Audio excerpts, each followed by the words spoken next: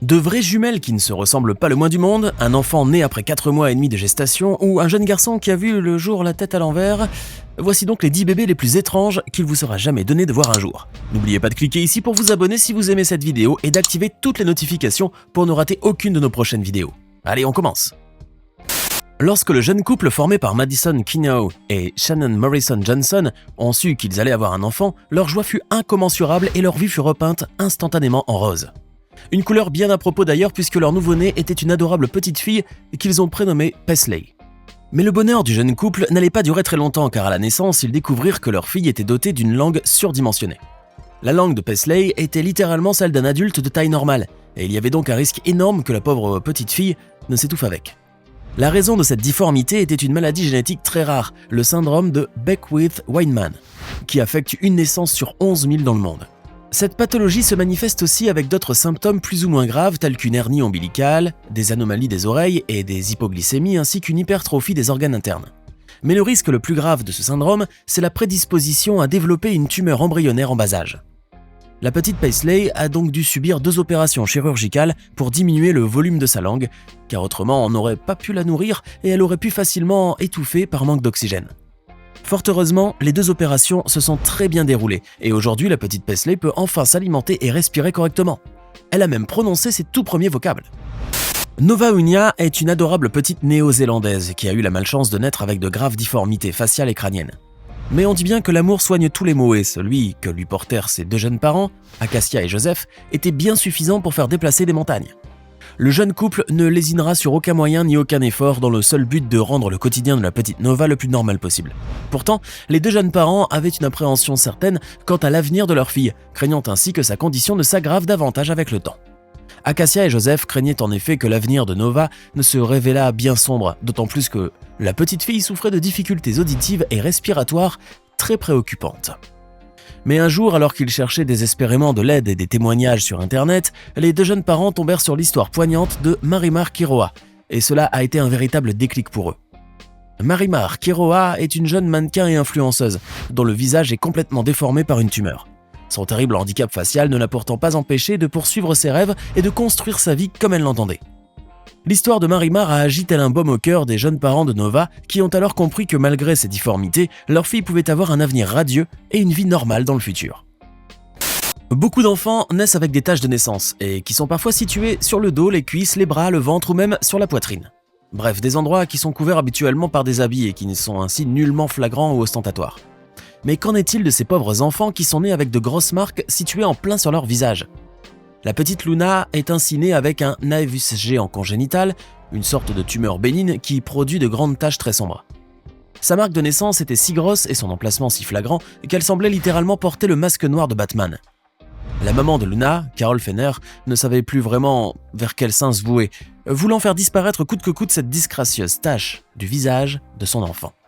Mais en Floride, d'où elle est originaire et partout ailleurs aux États-Unis, les méthodes de traitement de ce genre de tumeur sont trop invasives et douloureuses et ne conviennent certainement pas à une petite fille âgée de 7 mois à peine.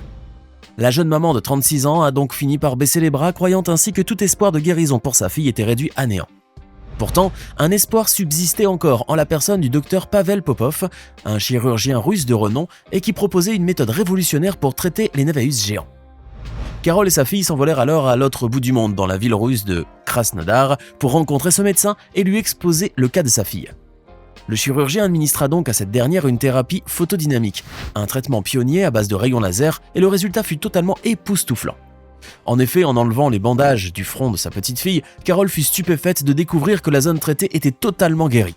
Il n'y avait plus aucune trace de la tache noire, juste quelques petites croûtes qui allaient tomber toutes seules au bout de quelques jours. Il lui reste encore plusieurs séances pour faire disparaître toute la tache et cela prendra au moins 1 an et demi pour le faire, mais au moins la petite Luna n'aura plus à porter ce disgracieux masque toute sa vie. Malendra Ahirwar était un jeune garçon indien qui voyait littéralement le monde à l'envers. Atteint dès la naissance d'une maladie rare appelée myopathie congénitale, les muscles de son cou étaient si faibles que sa tête penchait à un angle de 180 degrés. Le pauvre garçon a donc grandi sans jamais pouvoir lever la tête et le regard qu'il portait sur la vie était perpétuellement incliné. Mais à l'âge de 13 ans, Mahendra croisa la route d'un chirurgien indien très réputé qui offrit alors d'opérer gratuitement le jeune enfant. Les espoirs étaient bien minces, il est vrai, car la myopathie congénitale est très rarement réversible, et il y a presque toujours des séquelles à ce genre d'opération chirurgicale de pointe. Mais fort heureusement, l'opération se révéla être un véritable succès et le coup du jeune Mahendra fut remis à sa place et consolidé. L'adolescent pouvait enfin voir la vie comme vous et moi, et ça lui a fait bigrement plaisir, ça c'est sûr. Portant une minerve pour sa convalescence, Mahendra pouvait même aller à l'école pour la toute première fois de sa vie. Hélas, ce bonheur ne dura pas très longtemps car à peine 8 mois après l'opération, le jeune garçon mourut paisiblement dans son sommeil, probablement d'une crise cardiaque. Direction maintenant l'Empire du Milieu, à Changtan, dans la province chinoise du Hunan.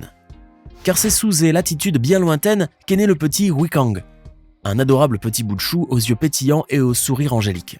Malheureusement, le jeune garçon est né avec une grave fente faciale transversale, ce qui lui donne l'apparence de porter un masque sur son visage. C'est d'ailleurs le surnom que lui donna la presse chinoise à sa naissance, un colibé que le malheureux devra traîner avec lui durant toute sa vie. Car sa difformité faciale est si grave que même avec des opérations, il lui restera toujours des séquelles et on devra attendre au moins 10 ans pour voir si ses os vont grandir normalement. Avant de continuer, il est temps de répondre à la question du jour et comme toujours, il s'agit de culture générale. Combien de temps a duré le plus long match de football de l'histoire? Est-ce option A 73 heures, option B 17 heures ou enfin option C 24 heures? Réfléchissez bien et écrivez ce que vous pensez être la bonne réponse dans les commentaires. On verra si vous aviez raison avant la fin de cette vidéo. On continue. Voici maintenant l'un des bébés les plus étranges qu'il vous sera peut-être jamais donné de voir un jour et c'est du sous-continent indien qu'il nous vient. Nous sommes donc à quelques 55 km à l'est de New Delhi, dans un village de fermiers surpeuplé et miséreux, et où la vie s'écoule au rythme de la terre et des 4 saisons. C'est dans cette contrée pour le moins exotique qu'a vu le jour la petite Lali, une adorable petite fille qui est née avec une duplication crânio-faciale, une maladie congénitale extrêmement rare dans laquelle une partie du visage est dupliquée sur la tête. Lali possède ainsi une paire supplémentaire d'yeux, de nez et de lèvres, de sorte qu'elle arrive à voir avec 4 yeux et peut même se nourrir par ses 2 bouches. Sa naissance a été un véritable événement dans la région, puisque les hindous lui ont déjà attribué un statut de divinité, et depuis qu'elle est née, une procession incessante de pèlerins vient lui rendre visite et lui faire des prières.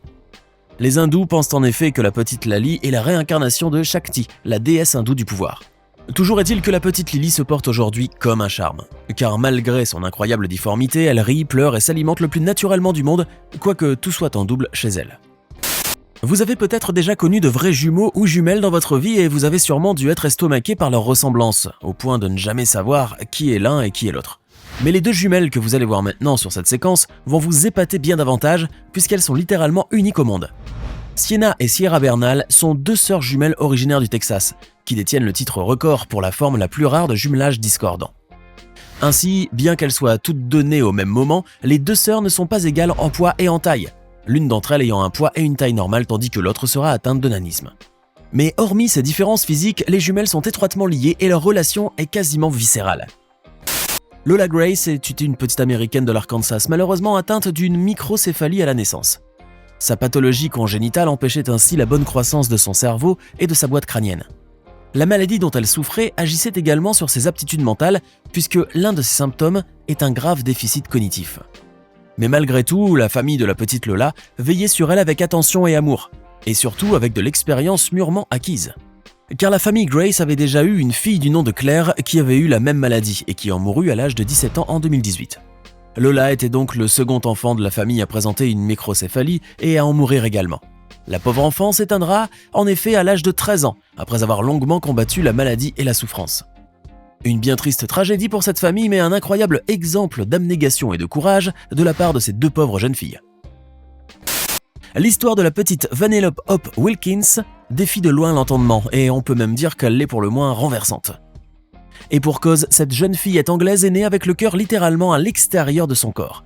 Née de manière prématurée, la jeune fille avait hérité en effet d'une maladie très rare qui faisait qu'elle n'avait pas de sternum, et que son cœur était logé hors de sa poitrine.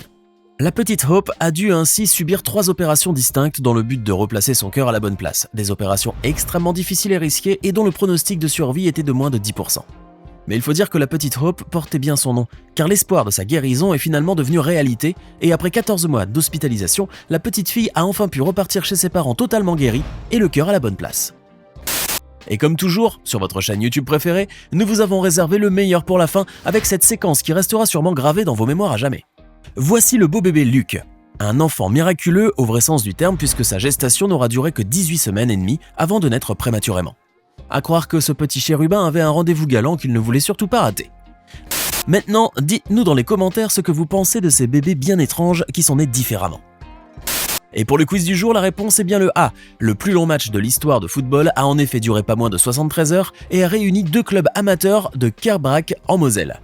Ce match d'anthologie compte aussi un autre record, celui des buts inscrits, avec 948 buts de part et d'autre au total. J'espère que vous avez été nombreux à trouver la bonne réponse. N'oubliez pas de vous abonner et de cliquer ici pour regarder une autre de nos vidéos.